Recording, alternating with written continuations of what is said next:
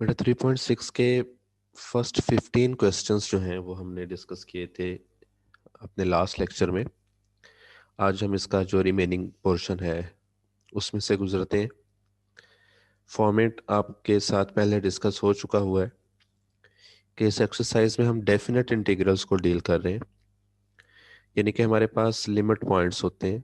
Lower और अपर limits के साथ हमने इंटीग्रल को इवेल्युएट करना होता है, और तरीकाकार ये है कि इंटीग्रल को सिंपली इंटीग्रेट करें और जो उसका आपको जवाब मिलता है इंटीग्रेशन करने पे, उस पे आप लिमिट्स अप्लाई करें अपर माइनस लोअर की तरतीब से। तो क्वेश्चन नंबर 16 देखिए इस वक्त स्क्रीन पे। अच्छा, ये बताता चलूँ, आज के लेक्चर में कुछ क्वेश्चंस ऐसे हैं जो जिसमें आपको कुछ बातें नई समझाने वाली हैं, और इंटीग्रेशन के हवाले से भी कुछ लेंथी क्वेश्चंस भी हैं, तो ज़रा तवज्जो रखिएगा। Question number 16 cos cube theta है। इंटीग्रेशन में तो ऐसा प्रॉब्लम कोई नहीं आएगी, कॉस स्क्वायर इनटू कॉस लिख लें इसे, और ये जो आप कॉस स्क्वायर लिख रहे हैं इसे फंडामेंटल लॉ की मदद से आप 1 माइनस साइन स्क्वायर लिख दें। कॉस को इन दोनों हिस्सों से मल्टीप्लाई करते हुए दोनों के साथ इंटीग्रेशन अलहदा कर दें, तो अकेले कॉस की इंटीग्रेशन साइन, उस पर लिमिट सप्लाई हो जाएंगी। ये जो साइन स्क्वायर इंटू कॉस बनेगा, इसमें ये साइन एफ ऑफ थीटा रहेगा, और साथ उसका ये डेरिवेटिव मौजूद है, फंक्शन इंटू डेरिवेटिव की सिचुएशन बन गई। सो आप इसकी पावर में एक का इजाफा करके इससे डिवाइड कर देंगे, और फिर लिमिट्स कैसे अप्लाई करनी है, upper limit minus lower limit, यह जवाब होगा। क्वेश्चन नंबर 16 के बाद आगे क्वेश्चन नंबर 17 को देख लेते हैं जी।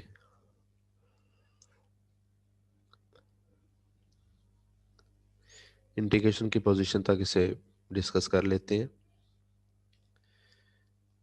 कॉस स्क्वायर थीटा है और साथ में कॉट स्क्वायर थीटा है।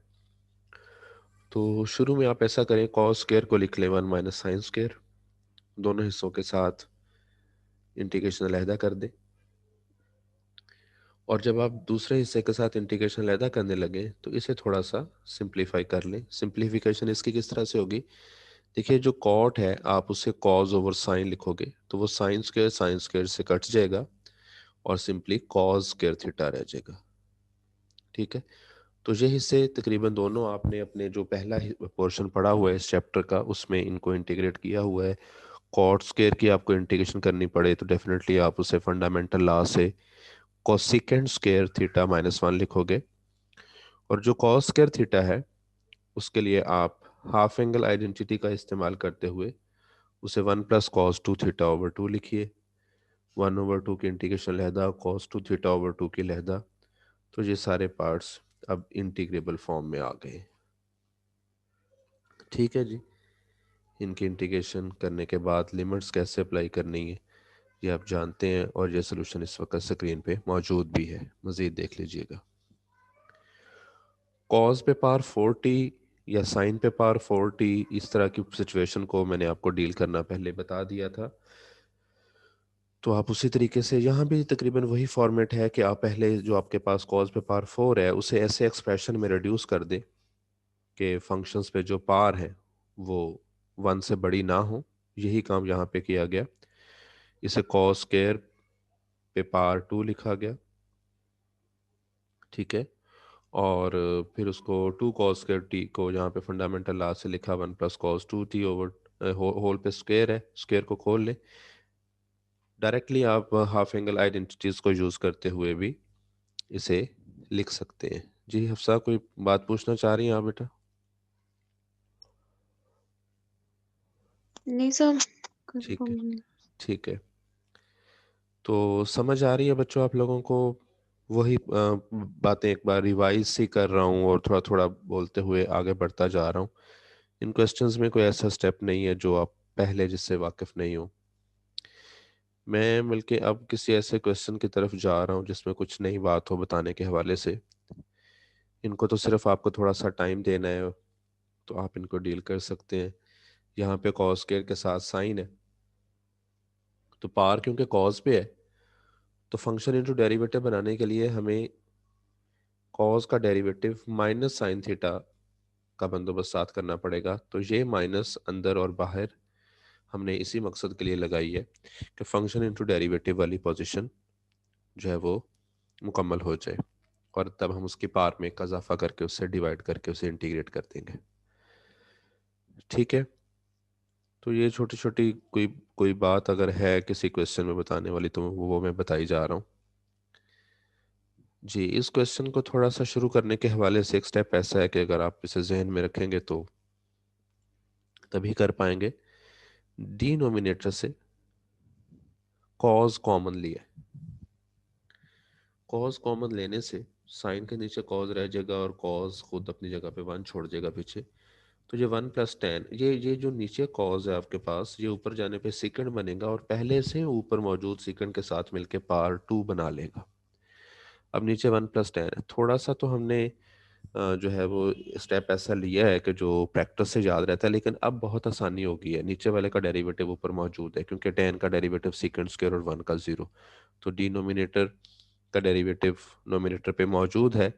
सो आप उस इंटीग्रेशन के फार्मूला को अप्लाई करते हुए डिनोमिनेटर के साथ नेचुरल लॉग लगा दें, आपकी इंटीग्रेशन हो गई है। लिमिट पॉइंट्स को अप्लाई कर लें, अपर माइनस लोअर। ठीक है, तो शुरू वाला स्टेप जरा ख्याल से, डिनोमिनेटर से कॉज कॉमन निकालना है आपने। क्वेश्चन नंबर 22 क्वेश्चन ऐसा है जिसपे कुछ बातें करने की जरूरत है, और यहाँ मैं आपको कुछ चीजें समझाता हूँ, जरा तवज्जो रखिएगा बेटा। इसके लिए आपको मॉडुलस फंक्शन की डेफिनेशन की समझ होनी चाहिए। ये एक्स के साथ मैंने मॉड लगाया है, एब्सोल्यूट वैल्यू फंक्शन होता है जी, और इसकी डेफिनेशन क्या होती है कि ये बराबर होता है एक्स के अगर एक्स पॉजिटिव है, 0 से बड़ा है। इसका जवाब 0 होगा अगर इसमें दर्ज होने वाला नंबर खुद 0 है, और इसका जवाब -x होगा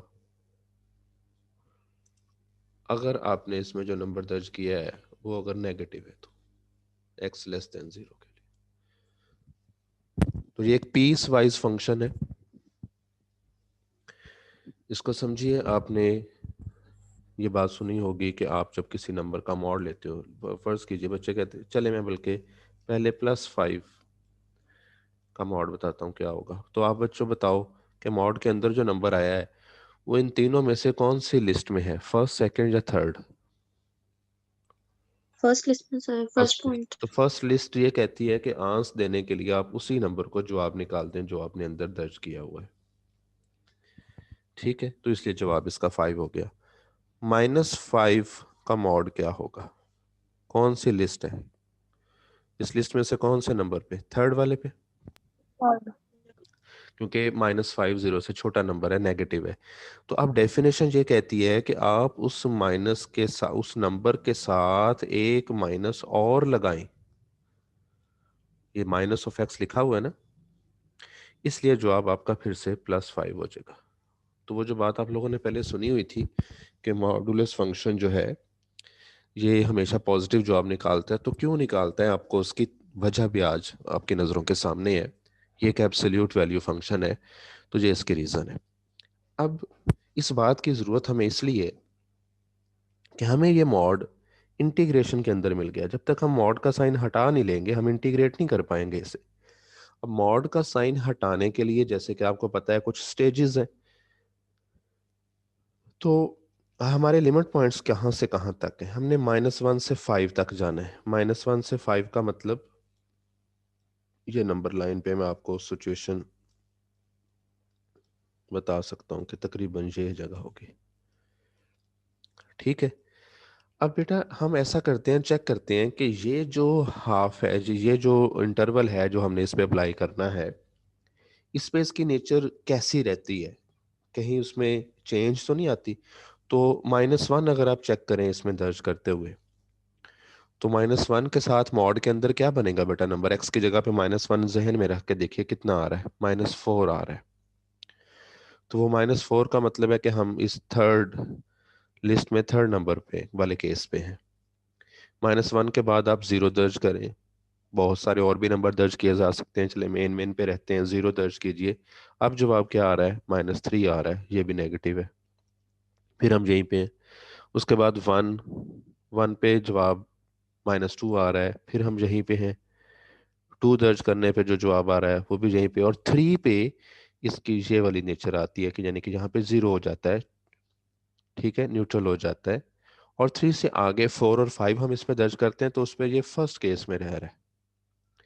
तो इसका मतलब है इसका यहाँ पे एक पॉइंट हमें ऐसा मिल रहा है जिसपे जाके इसका बिहेवियर चेंज होता है और उससे आगे और उससे पहले डिफरेंट बिहेवियर रहता है। तो याद हो कुछ दिन पहले मैंने बात की थी, बल्कि अपने पिछले लेक्चर में बात की थी, एक थ्योरम का जिक्र किया था मैं, जहाँ पे उसे लिखने की कोशिश करता हूँ।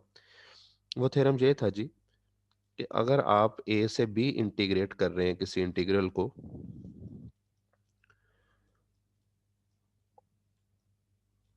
और सी कोई ऐसा पॉइंट है जो इस इंटरवल के अंदर का हो,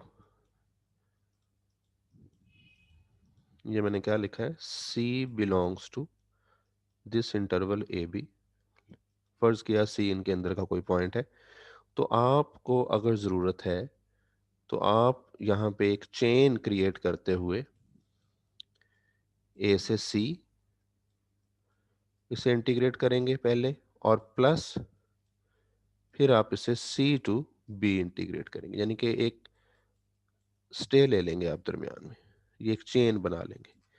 तो ये थ्योरम था जो लास्ट टाइम आपको मैंने समझाना था, और आज जहां उसकी ज़रूरत है, क्योंकि 3 एक ऐसा नंबर है जिसके साथ इसकी नेचर चेंज होती है। बच्चों समझ आ रही है आपको मेरी बात की? कोई प्रॉब्लम है तो बता दें। जी, कोई रिस्पांस नहीं आया।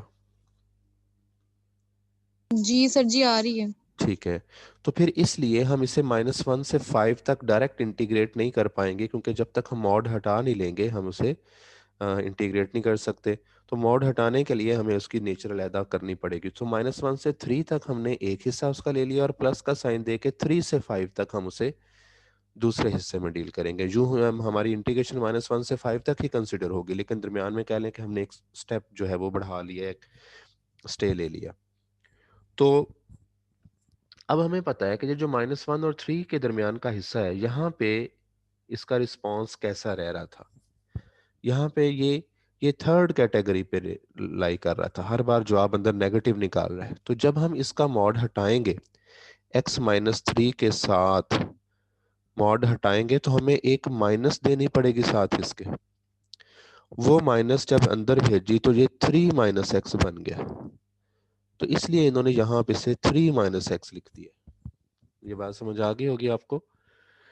दूसरा जो हिस्सा है उस पे, क्योंकि इसका फर्स्ट नेचर से जवाब आ रहा था, तो उसमें नो चेंज ऑफ साइन, जैसा हो दर्ज हो रहा हो वही जवाब निकलना होता है। तो ये x-3 का x-3 वैसे का वैसे लिखा हुआ है। तो बेटा ये बात आपको समझाने वाली थी, ये मैंने समझा दी है। अब इंटीग्रेशन के लिए मॉड का साइन हट चुका है, तो आप दोनों हिस्सों की अलहदा-अलहदा इंटीग्रेशन अपने अपने लिमिट पॉइंट्स के साथ कर सकते हैं। चेक कर लें और मुझे बताइए अगर कोई प्रॉब्लम है इस पेज में तो।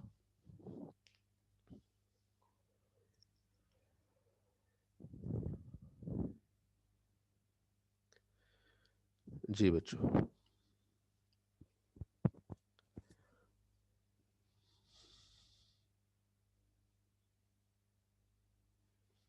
हो गया क्वेश्चन कंप्लीट?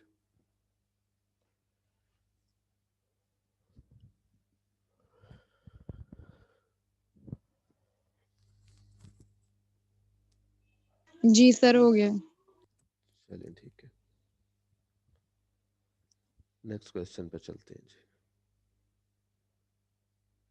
अच्छा, यहाँ पे एक बात है, जरा सुनिएगा। अगर इसकी जो है वो लिमिट पॉइंट्स जो हैं वो होती 4 से 10, इसी क्वेश्चन को अगर मैं यूं लिख दूं 4 से 10, तो फिर क्या करते? दो हिस्सों में करते आप? बताइए बच्चों, कोई स्टूडेंट बताए जी, तब तो हम फिर इसे। भी जी, x-3 ही आएगा फिर भी। नहीं नहीं, मतलब कहने का कि जैसे यहाँ हमने इसके दो हिस्से अलग-अलग लिए हैं, एक ये हिस्सा प्लस करके ये हिस्सा, दो इंटरवल्स बना, दो इंटीग्रल्स बना लिए एक के, एक इंटीग्रल को दो इंटीग्रल्स के सम पे लिख दिया। क्या ऐसा करने की जरूरत होगी इस पार्ट पे भी? नो सर, क्यों नहीं होगी जरूरत? क्योंकि सर ये सारे पॉजिटिव में सब कैटेगरी में आ रहे सब हैं तो। सब पे पॉजिटिव आ रहा है तो हम इसका मॉड हटा देंगे और ऐसे लगेगा कि हमने बस इग्नोर ही कर दिया है उसको, क्योंकि इससे कोई फर्क नहीं पड़ेगा। ठीक है ना? अगर कोई एक हाफ हो तो आप उसके जो रूल्स हैं उसके मुताबिक उसे ले सकते हैं। अगर मैं ये कहूँ कि इसकी लिमिट्स जो हैं वो कुछ चेंज करके बोलूँ, और ये मैं कहूँ जी कि अगर इसकी लिमिट्स आ जाए मेरे पास, लेट्स से -5 से लेके, और मैं इसको कह दूँ 2 तक, तो अब भी दो हिस्से करने की जरूरत नहीं है, क्योंकि ये सिर्फ इसका नेगेटिव वाला हाफ आ रहा है। तो अब मॉड का साइन हटा के साथ माइनस ले ले और उसको इंटीग्रेट कर दे। तो यहाँ हमें दो हिस्से क्यों लेने पड़े? क्योंकि उसकी डुअल नेचर उसमें नजर आ रही थी। क्लियर हो गया अब?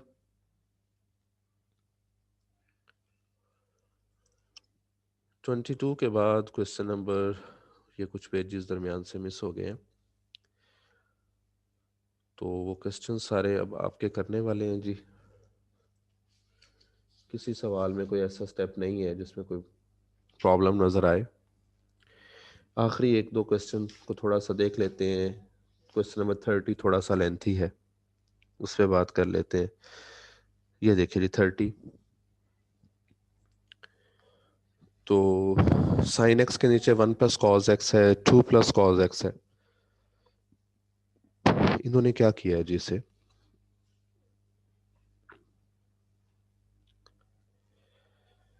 साइन को साइड पे किया है। वैसे आपको मैं ये कहूँ कि अगर आप इस क्वेश्चन को सिर्फ इसमें cos x को t पुट कर दें तो भी ये इंटीग्रेट हो जाएगा। कोई जरूरी नहीं है कि आपने इस तरीके से करना है। देखते हैं इन्होंने इसका सेकंड लास्ट कैसे किया है।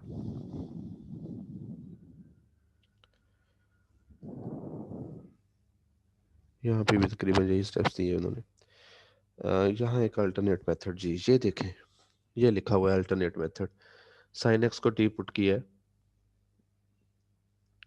तो साइन एक्स को t पुट करने से ये आगे इंटीग्रेशन हो रही है। तो यही तरीका आप भी इस्तेमाल कर सकते हैं। इस क्वेश्चन का देखते हैं अल्टरनेट मेथड जी, ये है, लेकिन इसमें इन्होंने 1 प्लस कॉज एक्स को t पुट किया है। ठीक है, उससे cos x की वैल्यू क्या आ जाएगी, बल्कि u पुट किया है इन्होंने। तो देखिए मैं आपको सिंपल ये कहूँ बच्चों, यहाँ पे आइए, मुझे हाईलाइटर लेने दें। अगर आप इसमें cos को t पुट करें, मैं आपको लहदा तरीका बता रहा हूँ, आप इस पे चल के देखें ज़रा।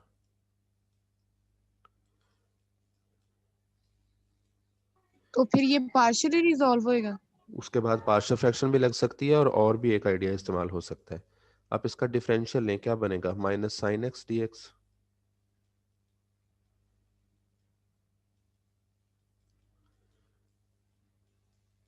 तो ये जो ऊपर हिस्सा है हमारे पास साइन एक्स डी एक्स, उसकी वैल्यू मुझे माइनस डी टी मिल गई है। और लिमिट पॉइंट्स भी चेंज होते होते हैं सब्स्टिट्यूशन में, इस बात का भी ख्याल रखिएगा। चलिए अभी मैं बाकी हिस्सा लिख दूं ज़रा पहले। माइनस डी टी आ रहा है ऊपर, और नीचे क्या आएगा? 1 + t into 2 + t 1 + t। Into 2 + t। इससे आगे इस सवाल को बहुत बेहतर रहेगा अगर आप जो है वो इंटीग्रेट करें बाय पार्शियल फ्रैक्शन। बहुत आसानी से पार्शियल रिजॉल्व हो जाएगा 1/, मतलब a/1 + t + b/2 + t के साथ। अच्छा, दूसरी बात रही कि हाँ, लिमिट्स की चेंजिंग्स को आप ज़रा ख़ास ख्याल रखते हुए उसे अप्लाई कर लीजिएगा। कैसे होता है लिमिट की चेंज का तरीका बता दूं। देखिए पहले x अप्रोच कर रहा है 0 को, जो आपकी सब्स्टिट्यूशन है उसमें आपने x की जगह पे 0 लिखना है और नए वाले का जवाब लेना है। तो जब x 0 होगा तो t क्या होगा? आप लिखेंगे when x approaches to 0 then t approaches to.